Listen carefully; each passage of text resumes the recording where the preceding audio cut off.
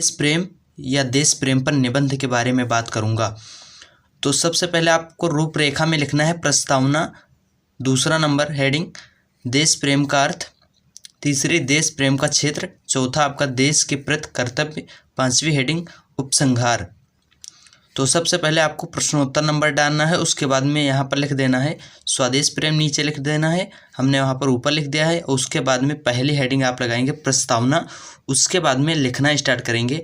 आपको इसमें 250 शब्द में इस निबंध को लिखना है, जिससे आपको पूरा का पूरा 6 मार्क्स मिल जाएगा। तो प्रस्तावना में हम देखेंगे ईश्वर द्वारा बनाई गई सर्वाधिक अद्भुत रचना है जननी, जो निस्वार्थ प्रेम का प्रतीक है, स्नेह की मधुर बयार है, सुरक्षा का अटूट कवच है, संस्कारों के पौधों को ममता के जल से सींचने वाली चतुर उद्यान रचिका है, जिसका नाम प्रत्येक शीश को नमन के लिए झुक जाने को प्रेरित कर देता है। इसलिए जननी और जन्मभूमि की महिमा को स्वर्ग से बढ़कर बताया गया है। तो इस प्रकार से आप प्रस्तावना को लिखेंगे। और सेकेंड हेडिंग हम देखेंगे देश प्रेम का अर्थ।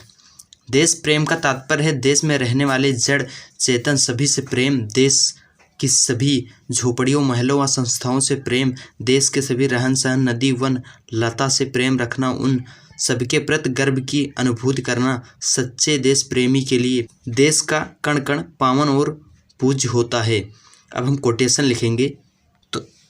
तो जैसा कि आप स्क्रीन पर देख रहे होंगे कोटेशन है आपका।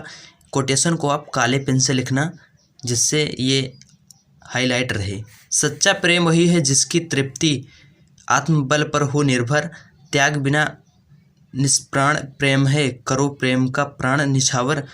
देश प्रेम वह पुण्य क्षेत्र है, अमल असीम त्याग से विलसित, आत्मा के विकास से जिसमें मानवता होती है विकसित। इसका अर्थ हुआ सच्चा प्रेमी वही होता है जो देश के लिए निस्वार्थ भावना से बड़ा त्याग कर सकता है, स्वदेशी वस्तुओं का स्वयं उपयोग करता है और दूसरों को उनके उपयोग के लिए प्रेरित करता है। सच्चा देशभक्त उत्साही, सत्यवादी, महत्वाकांक्षी और कर्तव्य की भावना से प्रेरित होता है। इस प्रकार से आपकी दूसरी हेडिंग कंप्लीट हुई, जो कि मैंने यहाँ पर लाल पेन से लिखा है, कलर पेन से, लेकिन आप यहाँ पर नीले पेन का सदा प्रयोग करना, नीले और काले पेन का सदा प्रयोग करना। अब तीसरी हेडिंग हम देखेंगे देश प्रेम का क्षेत्र।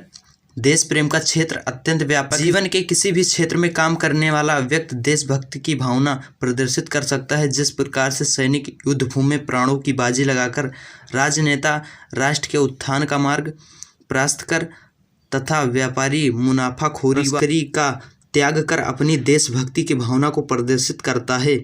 अब एक लाइन आपकी ये है, कोटेशन समझ लें या इसे इम्पोर्टेंट पॉइंट समझ लें। सभी को अपना कार्य करते हुए देश हित को सर्वोपरि समझना चाहिए। अब आगे का हम पार्ट देखेंगे। आगे का जो पार्ट है आपका, चौथी हेडिंग है आपकी देश के प्रति कर्तव्य। जिस देश में हमने जन्म लिया है, जिसका अन्न खाकर और अमृत के समान जल पीकर, सुखद वायु का सेवन कर हम बलवान हुए हैं, जिसकी मिट्टी में खेल कूदकर हमने पुष्ट शरीर प्राप्त किया है, उस देश के प्रति हमारे अनंत कर्तव्य हैं। तो इस प्रकार से आपकी चौथी हेडिंग कंप्लीट हुई, देश के प्रति कर्तव्य। अब पांचवी हेडिंग देखेंगे, जो कि उपसंहार है। उपसंहार में हम क्या देखेंगे, प्रत्येक देशवासी को यह ध्यान रखना चाहिए कि उसके देश भारत की देश रूपी बगिया में राज्य रूपी अनेक क्यारियां हैं। किसी एक क्यारी के एकांगी उन्नत देश रूपी उपवन की सर्वांगीण उन्नत है। देश प्रेम मनुष्य का स्वाभाविक गुण है। हमें स्वदेश प्रेम की भावना के साथ साथ समग्र मानवता के कल्याण को भी ध्यान में रखना चाहिए। तो इस प्रकार से आप